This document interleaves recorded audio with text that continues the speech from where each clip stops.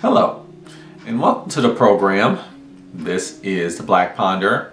I'm the host, Neil Trotter, and yes, welcome to the show, or welcome back if you're, returning. It's nice to see you. So today we're going to be talking about some Marxism/Leninism, right? And we're going to do that via a discussion of Stalinism. It's all these isms, but it's true. We're going to do that via an examination of this work right here. Is by Joseph Stalin, one of the premiers of the Soviet Union. It's Dialectical and Historical Materialism. Workers of all countries unite. Okay, so yeah, we're gonna be talking about Stalinism specifically, or just, the philosophy of Stalin, and, kind of very controversial figure, right? Some people love him, some people hate him, some people are indifferent about him. I tend to not be in the Marxist-Leninism camp, to be completely honest with you. I think that with Marxist-Leninism and a lot of these authoritarian dictators that are these deity god figures in Marxist-Leninism, like Lenin, Mao, Stalin, these people who caused a lot of damage, but also had some good ideas. We can talk about it analytically. But let's take off those rose-colored glasses, but also let's not be all hate about it. Let's just look at it from a strictly philosophical point of view, and talk about maybe why I personally don't vibe with Marxist-Leninism or this kind of flavor of that Stalinism. So this work right here, we're talking about dialectical materialism. Right, that's a term that's thrown out in philosophical circles all over the place, right? And of course, that's one of the core concepts of Marxist-Leninism. But dialectical materialism, or dialectics, is an old concept, right? Been around for a long time, right? I mean, the ancient Greek philosophers talked about it, but you can also kind of see that concept even before then in a lot of Eastern philosophies, a lot of Hindu philosophies, as well as Buddhist, cyclical, non-dual ways of looking at reality have been around in our thinking, human thinking, for a long time, right? And there's just another term used to kind of describe this way of thinking, but it does have some specifics that kind of give it its own uniqueness to it. And so we're going to talk about that. And we're going to start by reading one of the quotes from the text, because that's what we do here at the Black Ponder. We read texts from the book. Right. And this is the first paragraph, okay? It is called dialectical materialism because its approach to the phenomena of nature, right? Its method of studying and apprehending them is dialectical. Okay, so let's stop right there. The approach to studying the phenomena of nature is dialectical, right?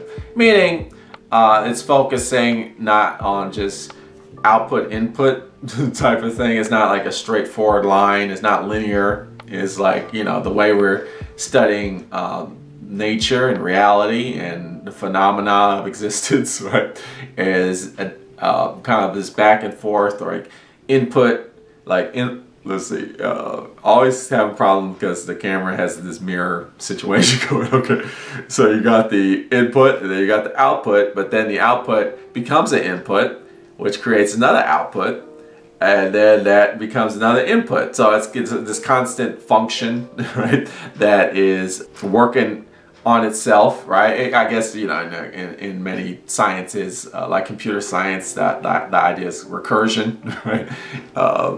The output becomes the input, then becomes the output and the input, and that's kind of like what dialectical or dialectics is. It's kind of like this, you think of words of like dialogue, or just basically this back and forth scenario. This, you know, it can be cyclical, but it might not necessarily be. It could be like more of a spiral, right, that goes upward or downward.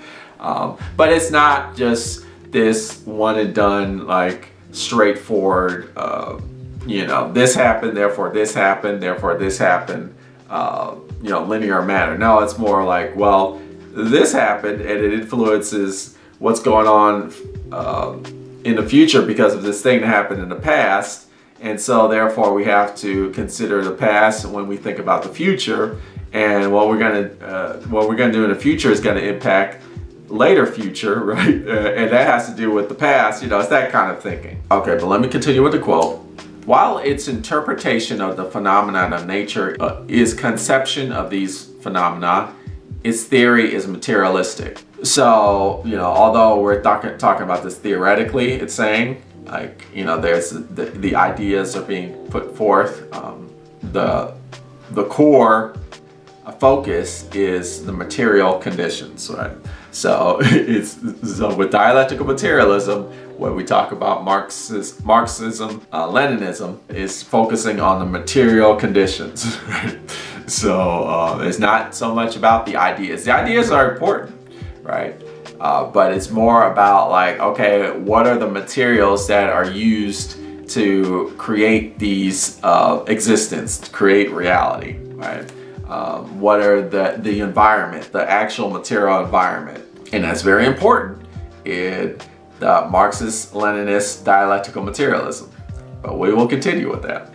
This is halfway through the second paragraph of the second page. Stalin is bringing up what Marx said about Hegel. Right? He's quoting Marx's Capital, Volume 1. Right? This is page 30 of this whatever edition, but it's from Capital. And Marx is talking about Hegel. The quote reads, "The real world is only the external phenomenal form of the idea. But with me, on the contrary, the ideal is nothing else than the material world reflected by the human mind and translated into forms of thought." Okay? So yeah, so what we're talking about. We're talking about the ideas don't make the world, rather the world makes the ideas, right?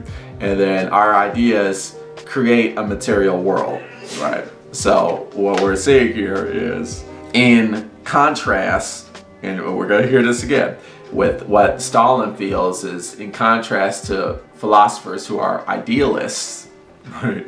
Or who think ideas rule all, right? They, you know, in Stalin's point of view, that's an incorrect notion. Like, oh, we create the material world based off of ideas. Or Stalin's like, no. I'm with Marx, because Marx is saying that, look, the material conditions are what give people the ideas to do certain things. And a classic example is that people throw out all the time is the sun, right? The sun is the great life giver. It provides heat, it provides light, and so that's like the material condition, right? There's this bright object in the sky that's giving life on the planet via warmth, light, heat, energy, right? And so as a result, people will say, like, oh, they get these ideas in their head, like, oh, this must be a god, this must be a deity, oh, this is this father of the celestials, right?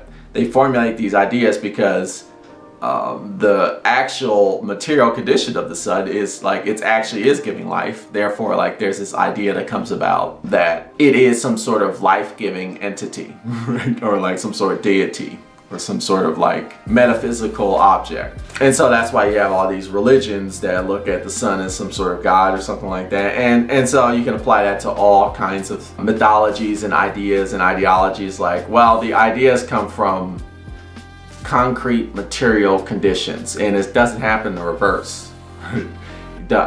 Ideas, people don't just come up with ideas and then formulate some material condition. Like, it starts with the material condition, and then people create ideas based off of that. And so there's this emphasis in Marxist-Leninism that we need to focus on the material conditions, because then once we have really good and progressive and constructive material conditions, or material environments that help us do things, then we can create really good ideas, right?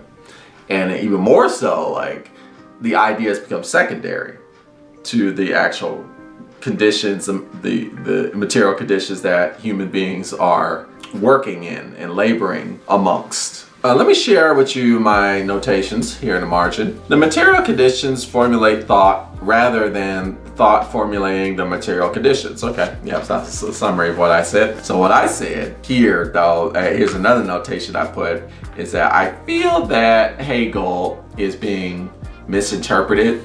And if this is a quote from Marx, which, you know, we read Capital, that's on the channel too. But I would say more Stalin is taking this idea and kind of running with it, where there's kind of a misinterpretation of Hegel's philosophy. So I put, what's really going on is that thought formulates the material and the material formulates thought.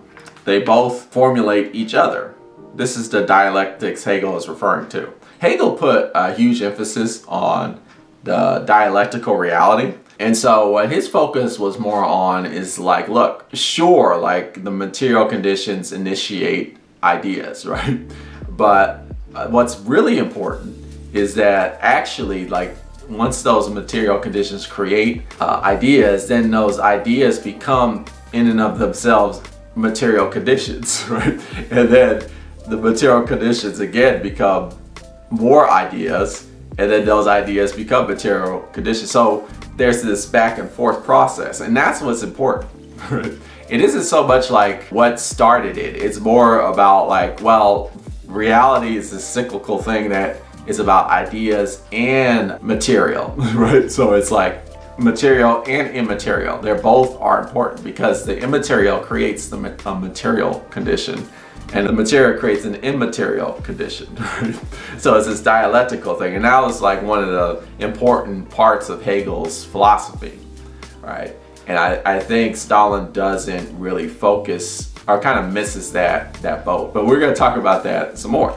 Okay, this is page 3. This is the second line of the second paragraph. Discourse to debate. Okay. In ancient times, dialectics was the art of arriving at the truth by disclosing the contradictions in the argument of an opponent and overcoming these contradictions. There were philosophers in ancient times who believed that the disclosure of contradictions in thought and the clash of opposite opinions was the best method of arriving at the truth. Right? Okay, and so yeah, he's referring to, you know, the ancient philosophers who, like, you know, the Socratic method and all that, where people would debate, you know, Plato's dialogues, where it was about like clashing ideas, and through that, the clashing of ideas, one idea would overcome another one, and that's how human beings progressed in their evolution, in the evolution of civilization, right? But okay, but here's the thing, it's important to understand, I put this in my notes. It's important to understand that Hegel and other earlier philosophers like Taoists, right? They thought that contradictions were never overcome, right? You know, and Hegel talked about this a lot, but he was really involved and really put a lot of emphasis in reality filled with contradictions, and that contradictions are actually progressive and they're not like negative, right? You know, our current understanding of the contradiction, you know, the popular understanding of contradictions is like, oh, it's this fallacy that you know, it stops progress. It's like, it's this logical falsehood.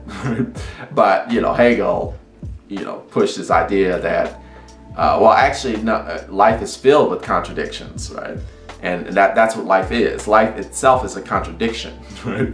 But that's good because that creates this dialectical situation, right? Where people are just going back and forth. And you need that type of interaction for humanity to progress. Like, humanity progressed through like this ever-evolving, constant struggle with the contradictions. And so in that way, contradictions are not ever, they're never overcome. Right? You don't overcome contradictions, you just wrestle with them and you reconcile with them, because life itself is a contradiction. So that's important to remember as we move forward. But let me continue reading the quote. This dialectical method of thought later extended to the phenomenon of nature, developed into the dialectical method of apprehending nature, which regards the phenomena of nature as being in constant movement and undergoing constant change. In the development of nature, as a result of the development of the contradictions in nature, as a result of the interaction of opposed forces in nature. So it's this constant development of contradictions, right? So it's really interesting when you really think about it. And I think this is a very accurate way of thinking about how reality works, or how existence is, right? Existence is very messy and complicated. People try to make sense of life, but you know, there's a long history of philosophy coming to terms with the fact that, oh, you know, actually life is filled with opposing forces and contradictions. But as we struggle with those contradictions develop and become more complex, and they push us to move to develop as a species even. And then you can even push it forward, right? And say like, not only is it developing about us as a species, it's developing all things, right? Beyond just the human species, right? It's just, that's the reality of everything is pushed forward by these constant interactions of contradictions. And it's very fascinating, where it talks about how that's how nature develops, and the contradictions become even more complicated as we move forward, which is very fascinating. But I do think, like, yeah, that makes sense. That tracks. I put, not necessarily of opposition, but in opposition, okay? Clashing forces rather than opposite ones. So, okay, that's important. I put it in my notes. It's not necessarily that the forces are complete opposites, but the forces are, maybe they're clashing with each other, right? Which means, like, you know, you might have these forces that are active in society and in just the environment, in the world, right? And they might not be opposing, you know, it might not necessarily be a negative, positive charge type of, you know, just to give you an example, or like hot or cold. It could be two forces that are actually similar to each other, right? Or they attract, but they're still opposing each other because they don't, either they're not realizing they're the same, or like there's some other force coming into play that is perpetuating or instigating the opposition. So there's this clash that happens. So some contradictions happen that are not based on opposites, but maybe they're based off of like misunderstandings or other forces kind of interfering or interacting, that whereas if those other forces didn't come into play, the two clashing forces would not be clashing, right? But there's always these forces that are clashing with each other. And so like the idea, like Hegel, for instance, but there were several others. We can't omit like Taoists and like lots of Hindu philosophers as well as, you know, many other philosophers from the East who talked about how, you know, you got to take out this non-dual aspect. Like not everything is is dualistic, right? There's this kind of back and forth going on between positions that are actually the same, right? But that's all part of the whole process of evolving. And this is important to talk about. You might say like, well, you're getting really abstract. But no, I'm not getting abstract, because this is actually how reality works. And I think this is how, you know, Stalin kind of like doesn't take this into consideration. And so there's this hole in his philosophy. But I'll continue reading here. A connected and integral whole in which things, phenomenon, are organically connected with, dependent on, and determined by each other. The dialectical method therefore holds that no phenomenon in nature can be understood if taken by itself, isolated from surrounding phenomena, in as much as any phenomenon in any realm of nature may become meaningless to us if it is not considered in connection with the surrounding conditions, but divorced from them. So that part is correct. I jive with that. You can't, it's all like we're saying, it's not a linear situation, how reality operates. is not like one input and an output and that's it. Right? You can't take things in isolation when it comes with understanding the phenomena of existence. There's all these different forces that are influencing each other, and the way you understand reality is like you have to understand like all these clashing forces that are pushing reality forward, right? And then that's how you truly understand what's going on. You're acknowledging the contradictions. So that's cool. That's cool. But we got page number 5 here. This is the second paragraph. That nature is not a state of rest and immobility, stagnation and immutability, but a state of continuous movement and change, of continuous renewal and development, where something is always arising and developing, and something always disintegrating and dying away. And the dialectical method therefore requires that phenomena should be considered not only from the standpoint of their interconnection and interdependence, awesome, but also from the standpoint of their movement, their change, their development, their coming into being and going out of being. So those are important too. They had, Stalin acknowledges that. That's cool. Now we're on the bottom of page 6. The process of development should be understood not as a movement in a circle, not as a simple repetition of what has already occurred, but as an onward and upward movement. Right. As a transition from an old qualitative state to a new qualitative state. As a development from the simple to the complex, from the lower to the higher. Now that's not always the case though. The idealistic interpretation of this is that reality is always in this constant upward spiral. So it's not just a circle that goes nowhere. It's like going somewhere. So it is this dialectical relationship that's input, output, but it's going upward all the time, right? But that's not necessarily the case, right? Sometimes we're going downward. We're going downward. It's not, nature, reality doesn't always go upward, right? And I think that's another thing, another hole in Stalin's philosophy. And it kind of like this thing that I encounter in Marxist-Leninist thinking, where it's like there's this stepwise progression, and it's always like moving forward, right? But that's not always the case. It's not always moving forward. Sometimes it's moving backward, right? And sometimes like there's not like a stepwise progression. Sometimes like there's multiple steps happening at the same time, right? Or like there's steps that are skipped over. It's a bit more complicated than that. So it's not so much from a lower to a higher, right? It could be a higher to a lower, or like, a lower and higher happening at the same time, right? Or like, just a state of stagnation, or it's just mid, right?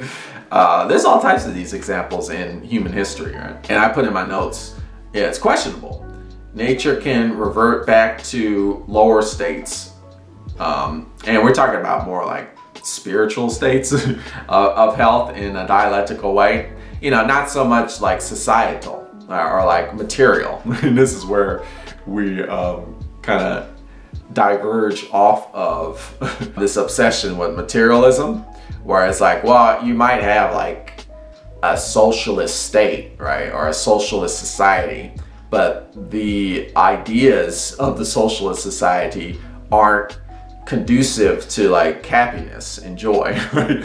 Like an authoritarian socialist society might not be the most happiest place on earth. It could be to some people, but to others it may not be, right? And that's what we see with a lot of socialist societies, or are of the past, right? Or even democratic socialist societies of today, which are not necessarily the socialist, well, they're not at all the socialist societies that Marxist-Leninists propose. A lot of these Eastern European democratic socialist societies, but even societies like the USSR, these communist states that reach this level of higher complexity, right? Like authoritarian communism, right? But was in many ways spiritually unhealthy, or like people we're not in the best situations even in these societies. And there's many reasons for that we can delve into, right? I'm sure that'll be maybe in the comments section where, you know, like, oh, you know, some people will say like, oh, you know, well, actually a lot of capitalist interests came in and destroyed it, or like, you know, capitalist states came in and did this thing, but it's a lot more to it than that, right? It isn't just like capitalism, right? It's also like obsession with like labor and like obsession with materialism, you know, and not a focus on ideas, you know, ideas that are conducive to human well-being.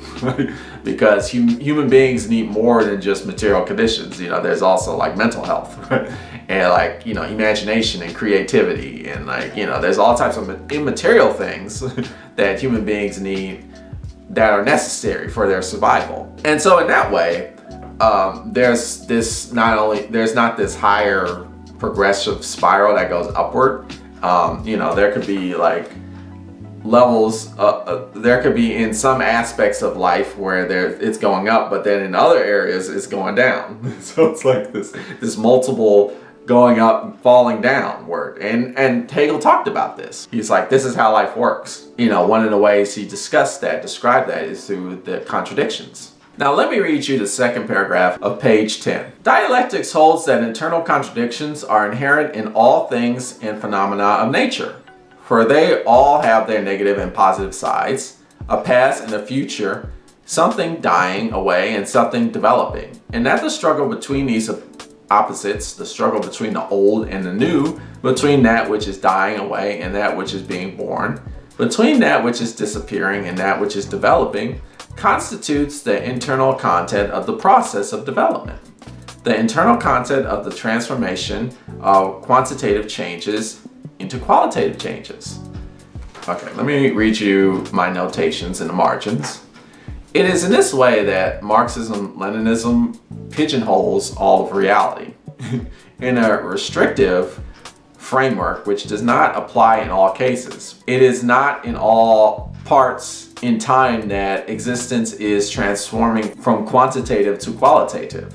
Okay, you know, because the framing of the Marxist-Leninist history of humanity, right, is like, okay, well, humanity started, you know, in these like primitive communes, right? And then it became like, you know, it moved on to like slave states and societies. Mercantilism started, right? So there's that, and then there's the capitalist society, right? And then after the capitalist society, then there's the communism. And that's like how human beings developed over time. That's human civilization in a nutshell. But it's like, no, right? If you know, actually seriously look at human history, actually seriously use anthropology and really seriously delve into sociological studies and even use some archaeology, you'll see like there's this back and forth going on, right? Where, you know, there's slave states, and at the same time there's like quote unquote capitalist states. We look at capitalism in this like late stage capitalism way, but you know, as thinking like, well, there was no capitalism before, you know, the Industrial Revolution. Like, well, you know, if you look at ancient societies that used things like capital, right, to oppress and exploit people, there was that too. But at the same time that was going on, there were also these communist egalitarian societies that are happening in tandem, like throughout human history. And we're going to talk about like indigenous American cultures, you know, a lot of like ancient Eastern European cultures. Let's not forget old school ancient Eastern civilizations. And then we can talk about a lot of African societies, right? If you really seriously sit down and think like, oh, okay, there's not this straightforward, like progressive, stepwise, primitive communist, slave state, mercantilism, capitalism, communism, right? It's like there's this back and forth in tandem that's working around, going on. And, you know, that's why you have states that are like pseudo socialist and capitalist at the same time, right? I mean, we have that kind of today where some people would argue like, well, no, that's purely capitalism. Well, you know, you have to really think about that. But let me continue the reading here. The dialectical method therefore holds that the process of development from the lower to the higher takes place not as a harmonious unfolding of phenomena, but as a disclosure of the contradictions inherent in things and phenomena, as a struggle of opposite tendencies, which operate on the basis of these contradictions. And then I skip down a paragraph. Development is the struggle of opposites. And that's a quote from Lenin, right? But I put in my notes, development could also be the harmonizing of various states of realities, or the reconciling of a consensus of different modes of being, which is not necessarily a struggle, right? So, you know, it might not be the struggle of opposites. It could be like a realization that, oh, wait a minute, we think we're opposing each other, but we're just doing the same thing, right? And that's a development too, right? Or it's just like, you know, like I said before, a harmonizing of various states of reality. A lot of philosophies of the East, the Taoists come to mind specifically. That was their whole thing, where it's like, well, you know, we need to harmonize, you know, these various forces.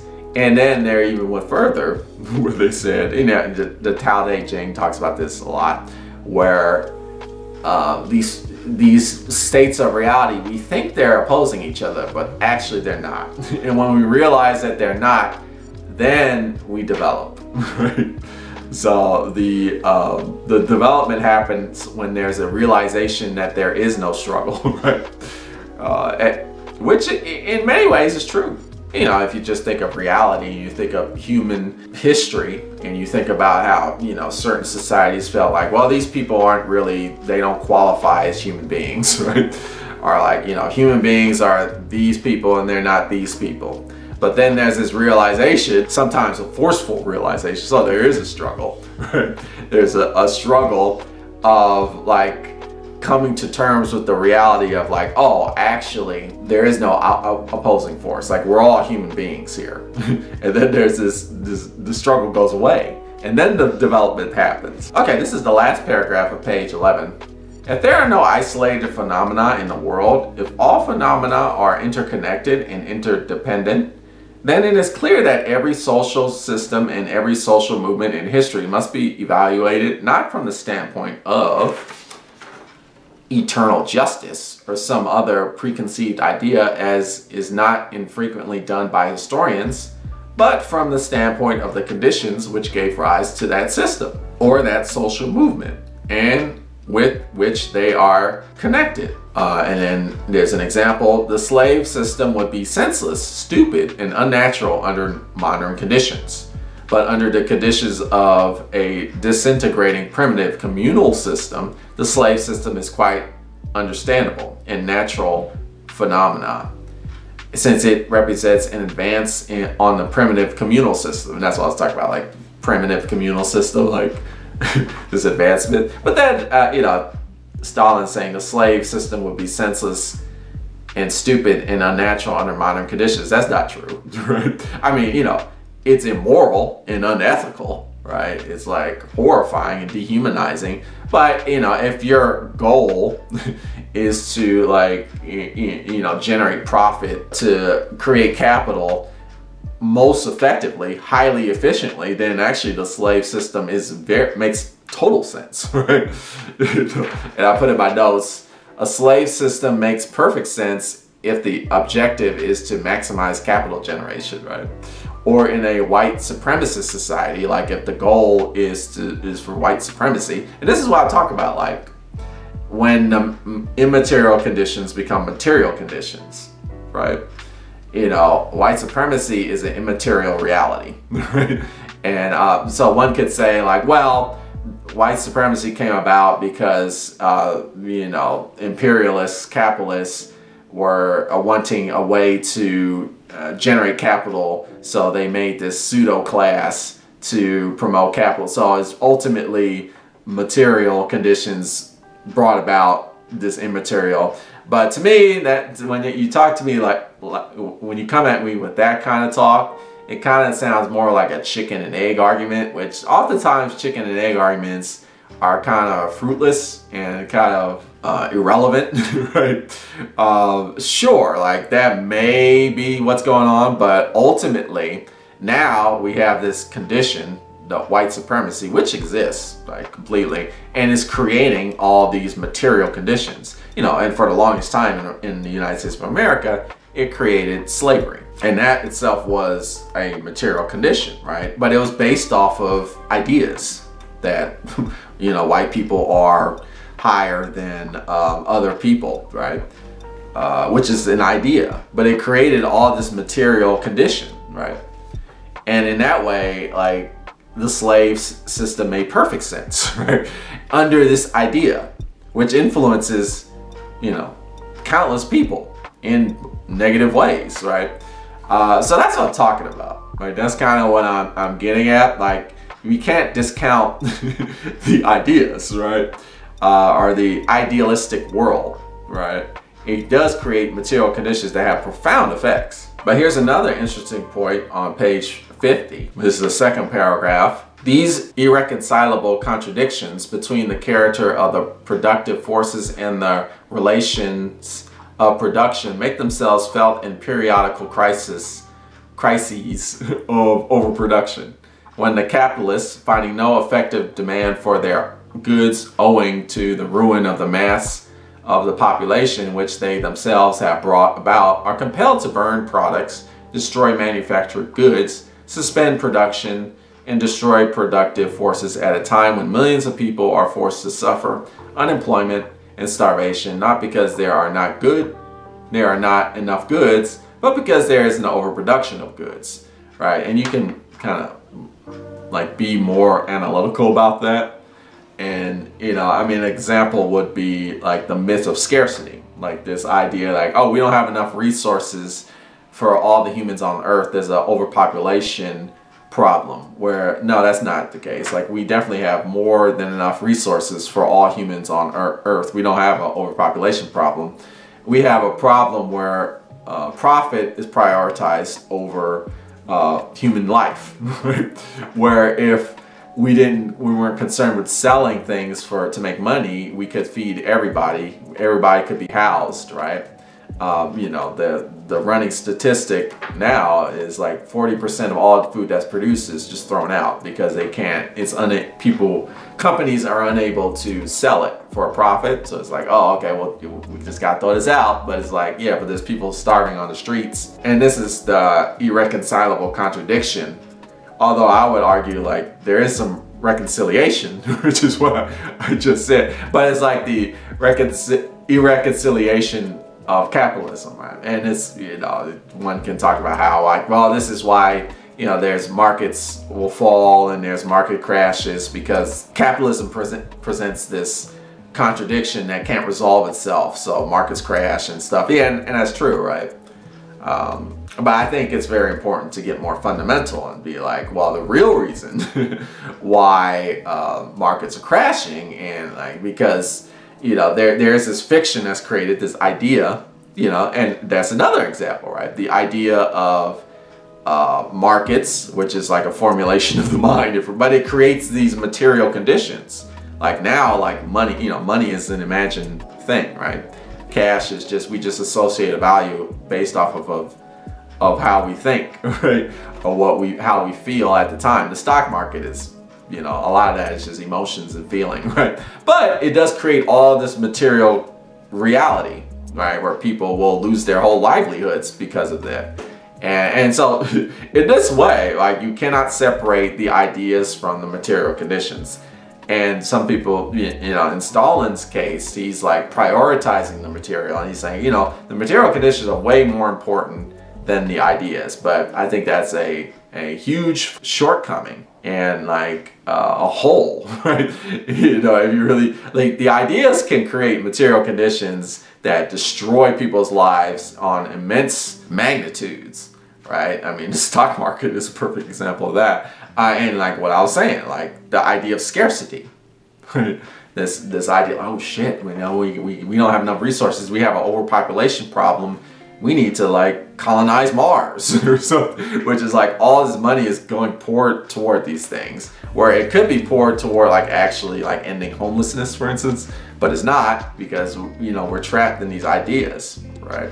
And I think that's very important to understand. But I'll continue to read you the quote. This means that the capitalist relations of production have ceased to correspond to the state of productive forces of society and have come into an irreconcilable contradiction with them, right? And that's true, right? The capitalism does not correspond with human livelihood or like societal needs. Sure, but like, is that, I guess that's a contradiction, because that's what people think. Like, people think that capitalism is pro-society, right? So I guess that's a contradiction in the mind, but you know, in reality, like, capitalism never was pro-society. It was just pro-capital, right? So in that way, it's not a contradiction, right? It's doing exactly what it's supposed to do.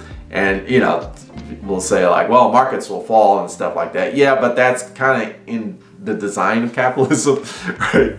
And I think so. It's kind of a short-sightedness, right? To really understanding like what these forces actually are, and like the true motivation behind these forces, right? And like kind of a lack of understanding of the power of ideas, right? But of course, like, material conditions are very important for sure. But you know, I would argue ideas in the ideal world is just as important, and it can create a new set of material conditions. That's all I'm saying. So yeah, just something to think about. You know, I would encourage you to check it out, and I mean, this is free on the internet. I just printed it out. Stalin's Dialectical and Historical Materialism is one of the foundational texts of Marxist Leninist thought. You know, not all Marxist-Leninists fall in line specifically with this text. They're like, oh, you know, I'm more of a Maoist. Oh, no, I'm actually more of a Leninist. but it is very important. And I think it's one of the texts that really shows holes in the philosophy of Marxism-Leninism. I think it's pretty good to read it to be like, okay, I see what's going on with this philosophical school of thought, and and then you can kind of talk about it. But if you want to talk about it more so, and maybe I'm missing something, open. Of course, the comment sections are always open, and we can discuss agreements, disagreements, or you don't have to do that. You can just watch and be like, okay, cool. But you know, I would actually encourage you to at least read it. I mean, I think it'll be good, because you know, that kind of discourse is all over the internet, and just reality in general. People all the time talking about, oh, capitalism is the greatest system in the world. Oh, socialism is amazing. We need a communist state. And a lot of people are saying these things, but they're not really thinking deeply about it, and they're not thinking about the history of these ideas. And they're not thinking about the people that formulated the concepts of these ideas, and these influential people, and what they had to say and how they went about doing things. And I think that's all important in the discussion, whether you agree with the person or not, or you know, how they carried out things, whether you agree with it or not. I think it's pretty important to, you know, at least learn or familiarize yourself with, you know, their philosophies. Well, you've been watching The Black Ponderer. Tune in next time for more philosophical thought.